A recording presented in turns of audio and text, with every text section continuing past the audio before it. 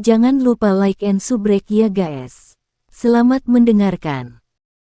Saat gulungan itu hendak mengenai tubuh Hai Bodong, gulungan itu membeku karena gelombang udara dingin yang tiba-tiba.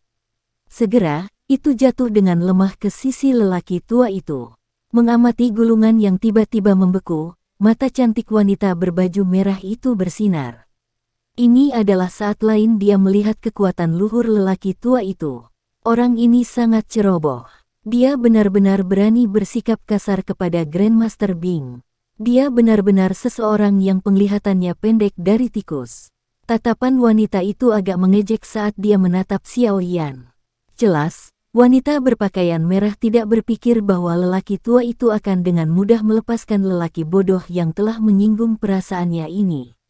DL, pandangan singkat tentang tikus sama dengan tidak ada pandangan ke depan perencanaan. Secara alami, semua pikiran ini adalah angan-angan wanita itu. Orang tua itu memang mengalihkan fokusnya dari peta seperti yang dia duga, tetapi ketika wajah kering seperti es menyapu pria muda berpakaian hitam di depannya, wajahnya menunjukkan senyuman yang sangat langka. Senyuman ini adalah sesuatu yang belum pernah dilihat oleh wanita berpakaian merah itu, yang dengan hormat telah menjadi pelayan di sini untuk waktu yang lama. Keke, adik kecil, kamu akhirnya kembali. Anda benar-benar membuat saya menunggu. Hai Bodong meletakkan pena tinta di tangannya. Tatapannya menyapu tubuh Xiao Yan dan kilatan aneh melintas dengan cepat di matanya. Setelah tidak bertemu selama beberapa bulan, pemuda di depannya benar-benar menjadi lebih kuat. Selain itu, di tubuh pemuda itu, Hai Bodong samar-samar bisa merasakan sesuatu yang dia takuti. Jangan bilang itu, api surgawi.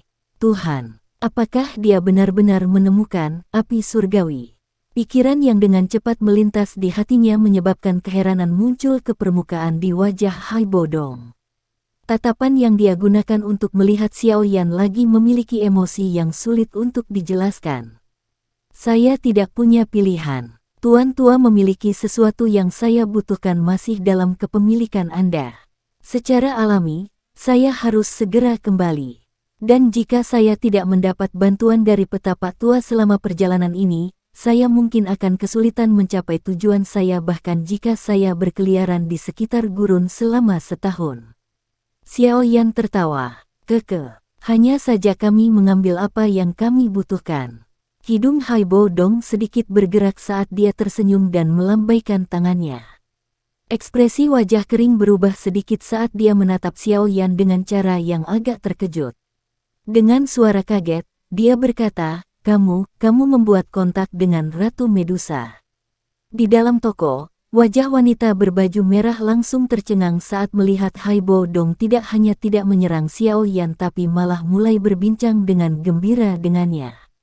Sesaat kemudian, alisnya terkatup rapat. Sudut matanya diam-diam melirik pemuda berpakaian hitam yang tampak sedikit lebih muda darinya. Hatinya tidak bisa menahan perasaan agak cemburu. Dia telah lama membantu Hai Bodong di sini, tetapi dia tidak pernah memperlakukannya dengan kelembutan seperti itu. Orang ini, wanita berbaju merah berpikir dengan marah di dalam hatinya. Ketika dia berencana untuk mengirim seseorang untuk menyelidiki latar belakang Xiao Yan, kata-kata yang tiba-tiba Hai Bodong tumpahkan dari mulutnya menyebabkan dia langsung diam seolah-olah dia disambar petir. Tentu saja, bukan hanya dia. 3 orang muda dan beberapa pria besar yang kuat di toko itu juga mendiamkan tubuh mereka secara tiba-tiba ketika Hai Bodong menyebut Ratu Medusa dari mulutnya. Di sekitar gurun, nama ganas Ratu Medusa sudah cukup untuk membuat manusia merasa takut.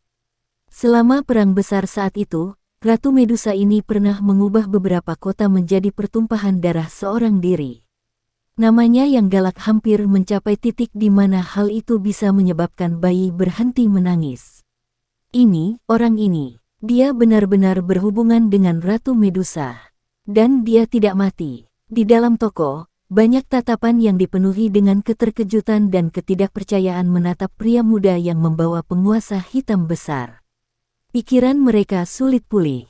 Mungkin ada beberapa orang di kota-kota yang terletak di sekitar gurun yang selamat setelah berhubungan dengan Ratu Medusa, tapi orang-orang itu adalah orang-orang kuat yang terkenal. Namun, pemuda di depan mereka yang bahkan belum genap 20, bagaimana mungkin? Saya benar-benar tidak beruntung melakukan sedikit kontak dengannya. Tapi untungnya, saya beruntung bisa mempertahankan hidup saya. Kalau tidak, Tuan tua tidak akan bisa melihat saya. Xiaoyan mengangkat bahunya dan bercanda. Cek, luar biasa. Untuk benar-benar melarikan diri hidup-hidup dari tangan wanita itu namun tidak menderita luka apapun. Lebih banyak pahlawan benar-benar muncul di generasi muda. Saya pikir adik laki-laki itu jelas merupakan orang tertinggi di antara generasi muda di Kekaisaran Jiama. Mendengar ini, Haibo Dong segera mengerucutkan bibirnya dan berkata dengan sangat heran. Xiaoyan tersenyum tipis. Mengenai hal tentang orang puncak, dia tidak setuju atau tidak setuju. Oh ya, adik kecil, aku ingin tahu tentang hal yang aku percayakan padamu. Menggosok kedua tangannya yang kering, Haibo Dong tiba-tiba bertanya sambil tersenyum. Iya, inilah pasir datura yang Anda butuhkan. Tidak mudah untuk menemukannya. Untungnya, saya menemukannya di kota suci ras manusia ular. Jari Xiaoyan dengan lembut mengetuk cincin penyimpanannya dan vegetasi kuning pucat muncul di telapak tangannya. Penampilan luar tanaman ini sangat aneh. Itu membungkus dan melilit seperti ular panjang berwarna kuning. Di puncaknya ada kepala ular yang terangkat tinggi. Ada tumor seukuran kepalan tangan yang menonjol di atas kepala ular. Disinilah inti dari tumbuhan unik ini terkaya. Aku benar-benar merepotkan adik kecilku. Haibo Dong menerima tumbuh-tumbuhan itu dengan terkejut saat dia membuka mulutnya untuk berterima kasih padanya sambil tersenyum. Hanya saja kami memiliki apa yang dibutuhkan orang lain. Xiaoyan melambaikan tangannya dan belajar dari cara bicara Haibo Dong saat dia menjawab sambil tersenyum. Di dalam toko, wajah cantik manja dari wanita berbaju merah perlahan mulai menarik diri saat dia melihat Xiaoyan dan Haibo Dong mengobrol di samping seolah-olah tidak ada orang di sekitar. Meskipun dia dimanja dan dimanja, dia tidak bodoh. Dengan melihat sikap lelaki tua misterius itu terhadap Xiaoyan dan isi percakapan mereka, dia jelas tahu di dalam hatinya bahwa pemuda yang tampak lebih muda darinya ini pasti memiliki kekuatan mengerikan yang tidak sesuai dengan usianya. Tuhan, dari manakah makhluk abnormal ini berasal? Mengapa saya tidak pernah mendengar orang muda yang kuat muncul di Kekaisaran Magia? Wanita berbaju merah merenung di dalam hatinya saat senyum pahit muncul di wajahnya. Grandmaster Bing, wanita berbaju merah yang ditinggalkan sendirian di samping ragu-ragu sejenak sebelum berbicara dengan takut-takut. Setelah percakapannya terputus, Haibo Dong sedikit mengatupkan alisnya.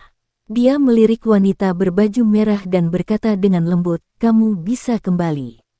Di masa depan, Anda tidak perlu kembali. Katakan pada ayahmu bahwa tipuannya sedikit buruk." Petik 2. Mendengar kata-kata kasar Haibo Dong tentang pengusiran, wanita berbaju merah itu sedikit bingung. Matanya tiba-tiba memerah dan giginya menggigit bibirnya. Niat aslinya adalah agar Haibo Dong membawanya sebagai murid. Namun, ketika kata-kata Haibo Dong ini diucapkan, itu jelas memutuskan harapannya. Segera, hatinya merasakan banyak kesedihan. Jejak kabut menyebabkan bulu matanya yang panjang menjadi basah. Saat ini dia jelas tidak memiliki arogansi yang dia perlakukan pada Xiaoyan hanya beberapa saat sebelumnya. Melihat sikap acuh tak acuh Haibo Dong, Xiaoyan tidak bisa membantu tetapi menggelengkan kepalanya. Hati orang tua ini sangat keras. Meskipun sikap sombong wanita ini beberapa saat yang lalu mengakibatkan Xiaoyan memiliki kesan yang buruk tentang dirinya, dia bekerja untuk Haibo Dong. Hanya saja meskipun berusaha sangat keras untuk membuat Haibo Dong menyukainya, lelaki tua yang keras kepala dan acuh tak acuh ini masih tidak memiliki perasaan padanya. Tampaknya perasaan lelaki tua ini sedikit tipis. Di masa depan dia perlu sedikit berhati-hati saat bekerja dengannya. Tuan tua, dengan statusmu, memperlakukan wanita seperti ini akan membuatnya lebih murah. Tidak terbiasa melihat seorang wanita menangis dengan cara yang indah, Xiao Yan menggelengkan kepalanya sedikit. Dia bermain dengan sepotong peta di konter saat dia dengan bercanda menyebutkan sambil tersenyum. Mendengar ini, Haibo Dong teralihkan sejenak. Dia menatap wajah tersenyum Xiao Yan dan sesaat kemudian, juga tersenyum dan menganggukkan kepalanya. Jarinya mengusap cincin penyimpanan berwarna kuning di jarinya dan sebuah gulungan muncul dalam sekejap. Jarinya mengetuk gulungan itu dan menembaknya ke arah wanita berbaju merah. Dia berkata dengan sikap yang agak tidak berdaya, ini adalah teknik Suan Do rendah. Melihat bahwa Anda telah membantu saya begitu lama, saya akan memberikannya kepada Anda.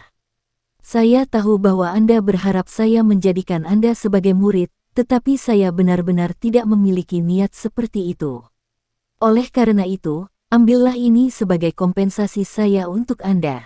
Petik 2. Wanita berbaju merah bingung saat menerima gulungan itu.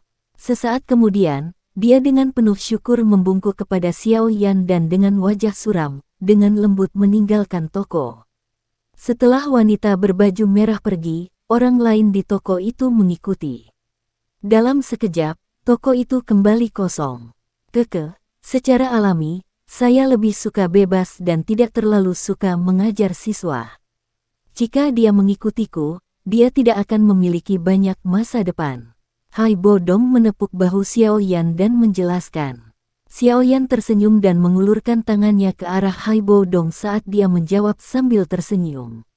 Pak Tua, saya telah mengembalikan barang itu untuk Anda. Haruskah Anda tidak memberikan potongan peta itu kepada saya? Petik 2. Mendengar ini, Haibo Dong tertawa datar. Dia menggosok kedua telapak tangannya dan tertawa dengan canggung. Adik kecil, saat itu kami sudah sepakat. Selama Anda membantu saya memperbaiki pil obat untuk membuka segel, saya akan menyerahkan potongan peta terakhir kepada Anda. Selain itu, saya akan berhutang budi padamu di masa depan. Petik 2. Baiklah, mata Xiao Yan menatap Haibo Dong sejenak sampai dia sedikit gelisah sebelum dia menganggukkan kepalanya dengan sikap acuh tak acuh. Dia menarik tangannya dan tersenyum tipis, saya berharap Tuan Tua tidak akan menggunakan alasan lain setelah mendapatkan pil obat. Sebagai pribadi, saya mungkin memiliki temperamen yang baik, tetapi saya juga tidak tahan dibodohi seperti monyet. Petik 2. Adik kecil, apa yang kamu katakan? Apakah ada janji palsu di antara orang kuat? Haibo Dong tersenyum canggung sambil menggelengkan kepalanya. Dia menepuk dadanya dan berkata dengan pasti, selama adik laki-laki bisa memperbaiki pil obat yang saya butuhkan, saya yang tua tidak akan melanggar kata-kata saya. Haha, itu yang terbaik. Xiao Yan tersenyum dan menganggukkan kepalanya. Dia kemudian menggaruk dagunya saat dia menghadapi Haibo Dong dan bertanya sambil tersenyum, karena sudah seperti ini, akankah kita mulai bekerja?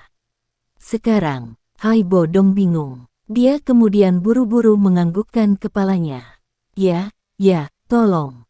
Saat dia berkata, dia dengan cepat membuka konter dan memimpin Xiao Yan ke belakang gedung. Setelah memasuki ruangan, Xiao Yan secara acak duduk di kursi.